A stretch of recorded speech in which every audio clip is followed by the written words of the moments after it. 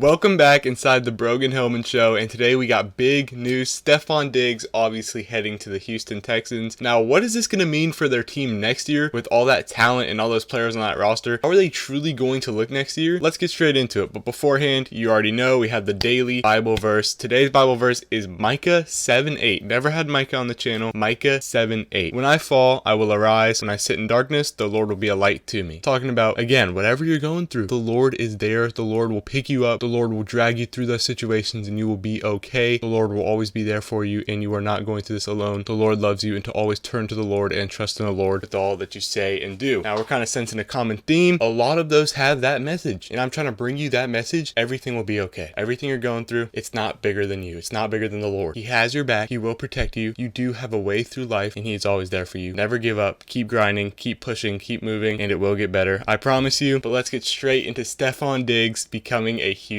Texan. So this week, Stefon Diggs was officially traded to the Houston Texans in one of the bigger moves this offseason. This means a lot to the Texans and to their future. We obviously know they're rebuilding, building something very special down in Houston. Now you have CJ Stroud, Stefon Diggs, Nico Collins, Tank Dell. Not to mention they picked up Joe Mixon from the Bengals, also Dameon Pierce. They have very, very good offensive targets, and their defense is looking really good too. Will Anderson, got Danielle Hunter, Derek Stingley, obviously, Jalen Petrie. They have a special roster, a very good team. They could definitely make a run this year. I think they're going to be a team to look out for 100%. Stefon Diggs last year had very good stats. He was in the 7th, 8th, maybe 9th year of his, that's pushing. I think he was in the 7th or 8th season of his career. 107 receptions, so we know he's obviously a wide receiver one, the main target on that Bills offense. 1,183 yards, big numbers there out of Buffalo. He averaged 11.1 yards per reception, so he's still putting up yards. He's getting plays, he's extending drives. We know what Stefon Diggs is all about. With 8 touchdowns on top of that, he still put up great numbers. He had great production in his 7th, 8th year of his career down in Buffalo. He is electric. He's a great player. He draws double teams. He does all this. He opens up your offense and he makes it so much better for not even a second-year quarterback, a sophomore quarterback going into his second season. Also allowing Tank Dell to get less, more one-on-one coverage, less double teams, less congestion in that area. You put them on two separate sides of the field. Not even to mention Nico Collins. You just open up the field and stretch the field so much more. And if you want to dish off a run to your new running back, Joe Mixon, throw a little halfback screen going the opposite way to clear up traffic. You have Dameon Pierce running up the middle as a power back. He just opens up so many possibilities for this offense. So many new concepts, plays, designs that they can use. And Houston has a whole new option down in Houston for that offense. You can open it up. You can run so many different things now. You have so many studs, superstars,